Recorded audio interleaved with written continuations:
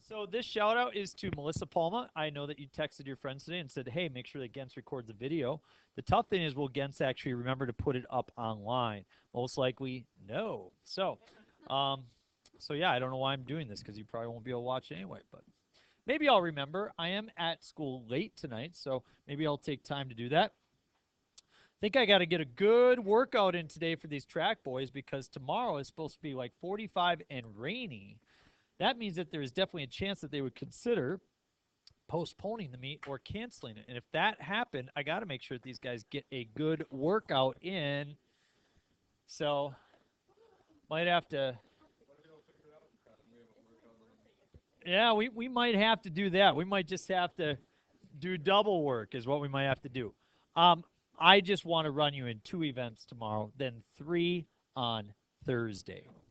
Yeah, so we'll probably go 8-4 tomorrow and then 8-8-4 on Thursday. Okay. All right, so here we have it. Polar coordinates. Polar coordinates is one of the last topics that we need to cover for college trigonometry. Sounds crazy stuff, but it's actually pretty straightforward and pretty cool. You see, you have these things we call rectangular coordinates, x, y, and we can turn them into a different form, r theta. So instead of being given a value over and then a value up or down, we give you a radius value and an angle value. The grids look like this. So you see kind of spider web thing going on here. As we label it out, we've got 0, and then we label this as pi over 6. Circle of life coming back to you right now. Do you know what the next angle is? Pi over 4. You guys are so smart. Pi over 3, pi over 2. Take it away. 2 pi over 3, 3 pi over 4. You guys are falling apart on me. 5 pi over 6. And then pi. Okay. After that, we have 7 pi over 6, 5 pi over 4, 4 pi over 3, 3 pi over 2. Nice job, Maya. Way to go. We jump on down to 5 pi over 3, 7 pi over 4. It's okay if you can't read them. You've memorized them anyway, so just think into your memory. Locate them and draw them out. I know that you guys remember all of those values. It'll come back to you, trust me. Right, Parth? Ready for some macro, AP macro? Oh, all right. Thank you for your thoughts. So here's the deal, is that when you plot polar coordinates, you don't do the r value first. You actually do the theta value first. So I'm going to rotate pi over 4, which would place me to right here, right? And then I move 3 units in that direction. So 1, 2, 3. 3 units in that direction along that angle. You see that?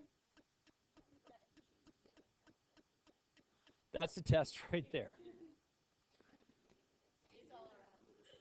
But see, the challenge is that this is a college trigonometry course, and it hasn't required really any trigonometry on your part at all so far, has it?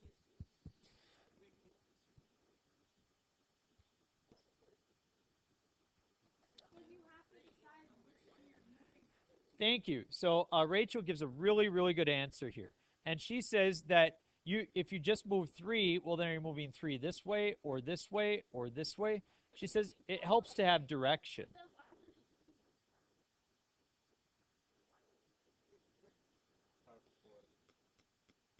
You could do that. You could do that. But it's really not that bad. I think we're going to be okay. Now, what I would like to do is I would like to do a different coordinate. And now this is going to upset you just a little bit. Are you ready to be upset a little bit? I'm going to do -4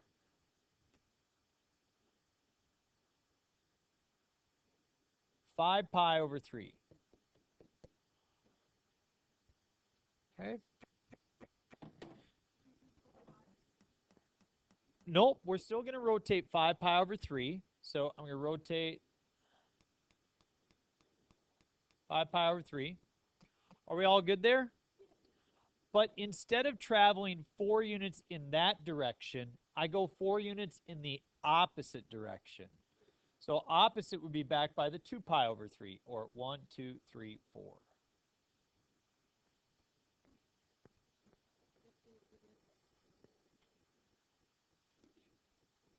Sure. 4, then we draw another big circle. Or you make each radius worth 2. See what I'm saying? But I won't do that to you.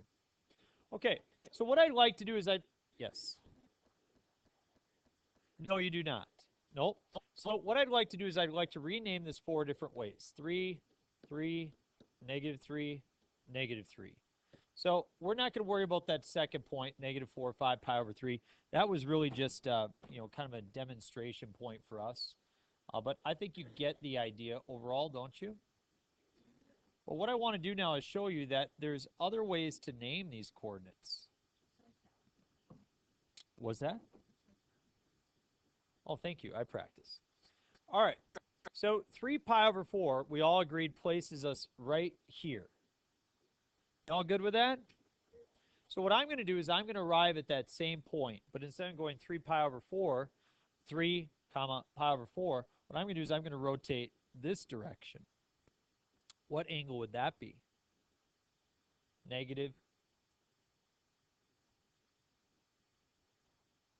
Starts with an S, rhymes with Evan. 7 pi over 4. So watch, okay? Would you all agree? So I've just got pi over 4 left, right? So if you look at that pi over 4 mark here, it's 7 pi over 4. So I just went 7 pi over 4 in the opposite direction. I went 315 degrees, or 7 pi over 4 in the opposite direction. Okay? I'm going to do it again. But instead of going pi over 4, I'm going to go more than pi over 4. How would I figure that out? Add 2 pi, you take pi over 4, and you add to it 2 pi, or 8 pi over 4. What's pi over 4 plus 8 pi over 4? 9 pi over 4.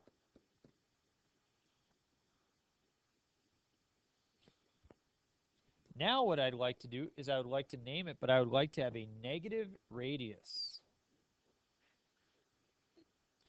So that means if I have a negative radius, I don't want to end up at pi over 4.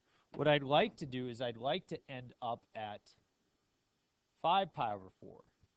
Everybody agree I want to end up on the side opposite? Because then instead of going 3 units in that direction, I'm going to go 3 units in the other direction. So 5 pi over 4 would bring me over there, and I go 3 units in the opposite direction. Or what we could do is we could move. Whoops, sorry about that. Thank you.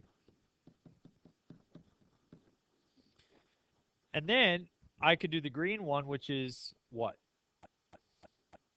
Negative 3 pi over 4.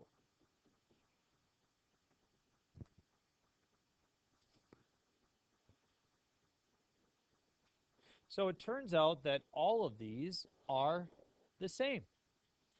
They end up locating at the exact same spot within the polar coordinate graph. You want to be able to plot points, and you want to be able to rename them as well. For your first example, I would like you to please take each of these 4 points. Don't rename them yet. Just simply plot them onto those graphs. Ready, set, go. All right, 1, 3 pi over 4 should bring you right here. 3, negative pi over 6 should bring you right here. Negative 3, negative 3 pi, 1, 2, 3, and then negative 3, so here. And negative 4 pi over 4, see pi over 4 would bring you here, and then negative 4, 1, 2, 3, 4. Any questions first how I plotted any of those 4? Going once, twice, 3 times. Now rename them. Have this be a radius of -1. Have this be a radius of -3. Have this be a radius of +3. Have this be a radius of +4. Go ahead, spend some time renaming those. Okay, for this one, you can say that you're going to have 7 pi over 4, negative 1, or you could have negative 1 and negative pi over 4. Either one of those would work.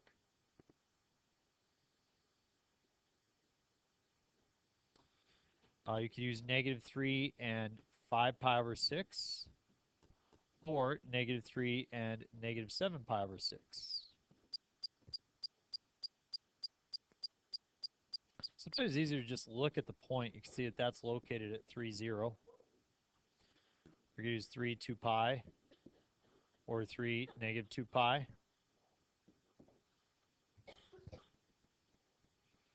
And here you have 4. You could have 4, and this would be 5 pi over 4, or 4 and negative 3 pi over 4. Any questions on those?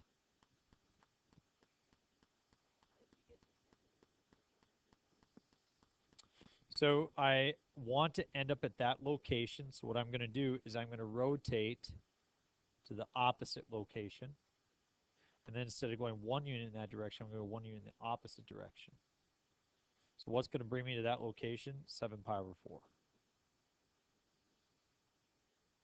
Or negative pi over 4. Because then the negative 1 doesn't bring you towards there, it brings you the other direction, right? Yep. The next one, again, what I'd like to do is instead of rotating all the way over to this negative pi over 6, what I want to do is I want to rotate to here. And then instead of going 3 units in this direction, I go negative 3 units. So I go 3 units in the opposite direction. So negative 3, 5 pi over 6. Better? Okay. Anything else? Going once, twice, thrice. Flip it over. So suppose you have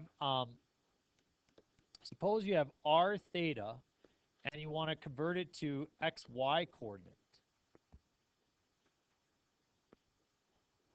Or suppose you have xy coordinate and you go to r theta.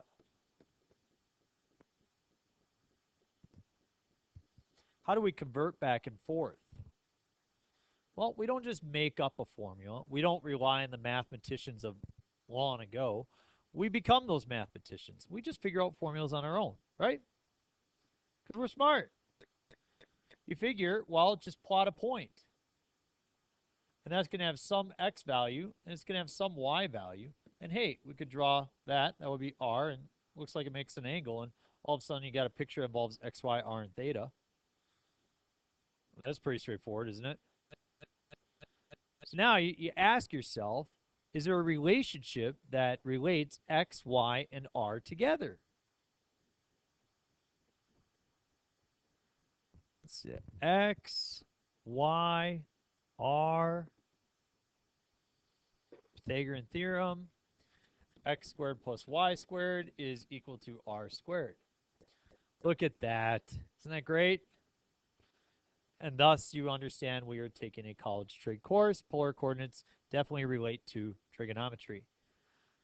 Well, great. That tells me how to come up with r, but now I got to come up with theta. If only there was a way to relate x, y, and theta. Tangent. Tangent of theta is equal to y divided by x. Wow, we're making this easy, aren't we? So how about if we want to convert from polar to rectangular? Huh. I wish that there was a formula that involved x and r and theta.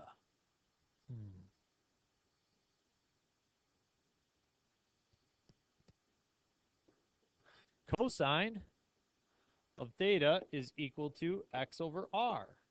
So if you want to solve for x, just multiply both sides by r. We get r cosine of theta is equal to x.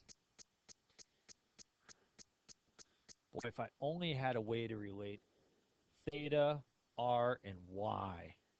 Sine? Really? Sine of theta is y divided by r, or r sine of theta, when you multiply both sides by r, is equal to y. You get your own sheet of notes on the test. No examples, only formulas. Write down whatever you want. And just please know that this would be something that would be probably really good to put on that sheet of notes. I don't care. Thank you. Wow.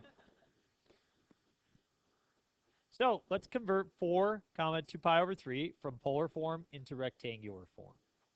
Well, no big deal. We know that x is equal to r cosine of theta. So x is radius of 4 times the cosine of 2 pi over 3.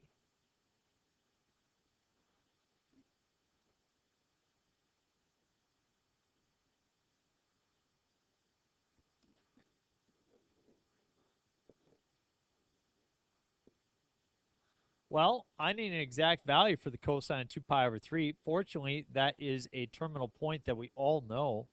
We remembered that one. What's the location of that terminal point? Negative 1/2 or 3 over 2. So that means that x is equal to 4 times negative 1/2, or x is negative 2. So now let's just find y.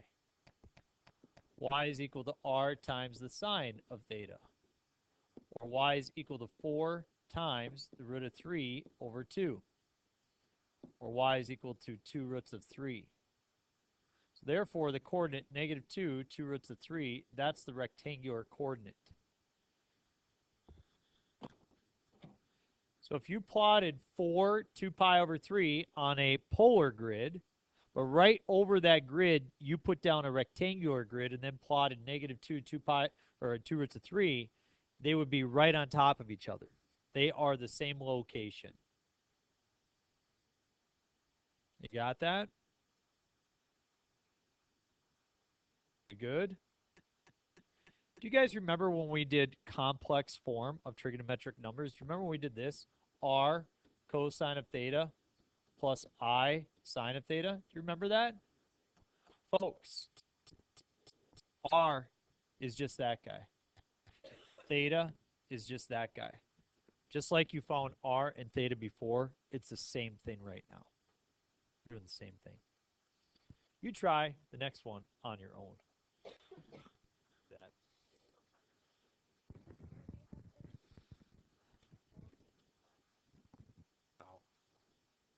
All right. So this one, you're going to take negative 2 times, well, we need the cosine of 5 pi over 4. And you guys all figured that to be negative root of 2 over 2, correct? And so that comes out to be the root of 2. And then you notice it's the same thing for sine, isn't it? So it's just root of 2 comma root of 2. Isn't that great? Look at number 3. It says find the polar coordinates of 3, negative 3. Find the polar coordinates of 3, negative 3. Well, we need to find r, and r is equal to the square root of a squared plus b squared, or x squared plus y squared. I get the square root of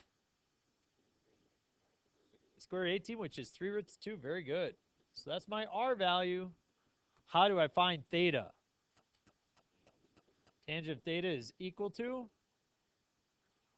negative 1. Hey, look at the point that you plotted, 3, negative 3. Which quadrant would that be in? Fourth quadrant. So we don't need to use the negative. Lots of people have been making that mistake today. We simply go tangent inverse of 1. Oops. That's a, yeah, 1. Sorry. And I get 45. So that means in the fourth quadrant, I have a 45-degree angle. So what is that angle then if I get 315, which in radians is 7 pi over 4. So theta is equal to 7 pi over 4.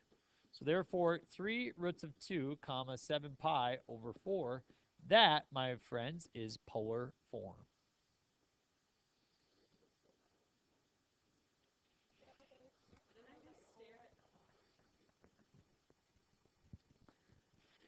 You try the next one on your own.